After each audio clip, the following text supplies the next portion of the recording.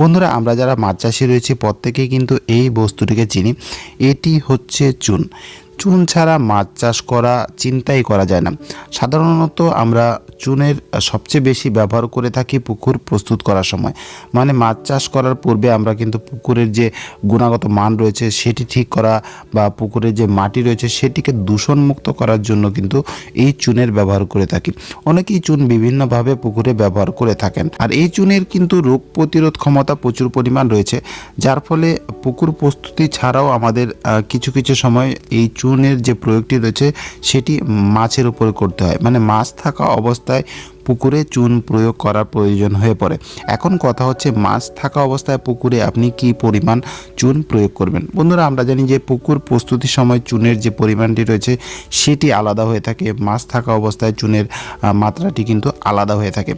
কোনো জিনিস অতিরিক্ত মাত্রায় ব্যবহার করলে সেটি কিন্তু ক্ষতিকর হয়ে থাকে। যদিও সেই জিনিসটি ভালো, তারপরে পরিমাণ যদি বেশি হয়ে যায় সেটি কিন্তু মারাত্মক হয়ে যায়। তাই অবশ্যই আপনাকে চুন প্রয়োগের ক্ষেত্রে কিছু সাবধানী অবলম্বন করতেই হবে। বন্ধুরা, আমরা হয়তো অনেকেই জানি যে কেন পুকুরে চুন প্রয়োগ করা হয়। যদি আমি এই বিষয়টি নিয়ে অলরেডি একটি ভিডিও তৈরি করেছি, লং ভিডিও রয়েছে, সেটি চাইলে আপনারা দেখে নিতে পারেন। তারপরেও এই ভিডিওতে আমি ছোট্ট করে বলে দিচ্ছি। সাধারণত দেখা যায় যে পুকুর প্রস্তুতির সময় কিন্তু আমরা প্রচুর পরিমাণে চুন ব্যবহার করে থাকি। এর মূল উদ্দেশ্য হচ্ছে মাটিতে যে অম্লতা রয়েছে সেটি নষ্ট করে দেওয়া, বের করে নিয়ে আসা। এছাড়াও যদি পুকুরে দূষণযুক্ত মাটি থাকে সেটিকে শোধন করে নিয়ে পুকুরে নতুন করে জল ভরে মাছ চাষ করা, এটি হচ্ছে মূল উদ্দেশ্য।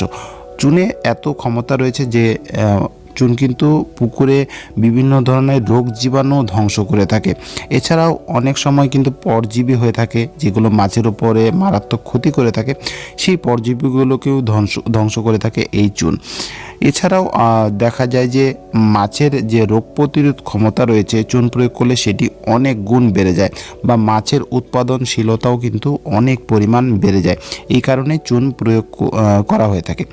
আরেকটি সবচেয়ে বড় বিষয় যেটি রয়েছে সেটি হচ্ছে ক্যালসিয়াম। বন্ধুরা, আমরা জানি মাছ চাষ করতে হলে পুকুরের জলে যে ক্যালসিয়াম রয়েছে সেটি পরিমাণ মতো থাকা অত্যন্ত প্রয়োজন। আর এই ক্যালসিয়ামের ঘাটতি যদি হয়ে যায় তাহলে দেখা যায় যে মাছের গ্রোথ হচ্ছে না, মাছের বিভিন্ন ধরনের সমস্যা তৈরি হচ্ছে, অসুখ বিসুখ বেশি হচ্ছে। আর এই ক্যালসিয়ামের ঘাটতি পূরণ করতে মূলত চুন ব্যবহার করা হয়ে থাকে। আর এই চুনে মূলত 60 থেকে 70% ক্যালসিয়াম পাওয়া যায়, যেটি আমরা খুব সহজেই এই চুনের মাধ্যমে বা চুন প্রয়োগ করে এটি পূরণ করতে পারি। এখন কথা হচ্ছে, এই ক্যালসিয়াম তো আমরা পাচ্ছি, তবে মাছ থাকা অবস্থায় আপনি পুকুরে কী পরিমাণ চুন প্রয়োগ করবেন। মাছ থাকা অবস্থায় পুকুরে কখনোই অতিরিক্ত মাত্রায় চুন প্রয়োগ করা যাবে না। আপনি আপনার পুকুরে বড় মাছ থাকুক বা ছোট মাছই থাকুক, আপনি প্রতি শতকে 200 গ্রাম থেকে 250 গ্রাম হিসাবে পুকুরে চুন প্রয়োগ করতে পারেন। এর চেয়ে বেশি চুন প্রয়োগ করা কখনোই উচিত নয়। অতিরিক্ত মাত্রায় চুন প্রয়োগ করলে অনেক সময় দেখা যায় যে চুনের যে পাওয়ার রয়েছে এই পাওয়ারের কারণে কিন্তু মাছের শরীরগুলো জ্বলতে থাকে, লাল হয়ে যায়, একটা লালচে ধারণা মানে ভাব ধারণ করে এবং শরীরগুলো পুড়ে যাওয়ার মতো একটা উপক্রম তৈরি হয়। এছাড়াও অতিরিক্ত মাত্রায় চুন প্রয়োগ করলে কিন্তু মাছের যে চোখ রয়েছে সেটি নষ্ট হয়ে যাওয়ার সম্ভাবনা থাকে। অনেক সময় দেখবেন চোখগুলো বড় হয়ে আসছে, চোখগুলো লাল হয়ে গেছে এবং মাছগুলো মারা যাচ্ছে। এই ক্ষেত্রেও রোগের পাশাপাশি কিন্তু চুন প্রয়োগ করলে এমন সমস্যা দেখা দিতে পারে। অনেকেই আমরা রয়েছি যারা বিভিন্ন ধরনের রোগের হাত থেকে মাছকে রক্ষা করার জন্য প্রতিনিয়ত চুন প্রয়োগ করে থাকি।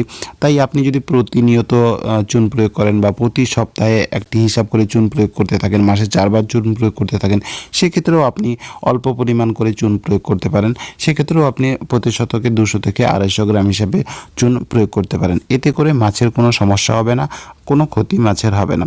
তাই এর চেয়ে বেশি মাত্রায় কখনো চুন প্রয়োগ করবেন না।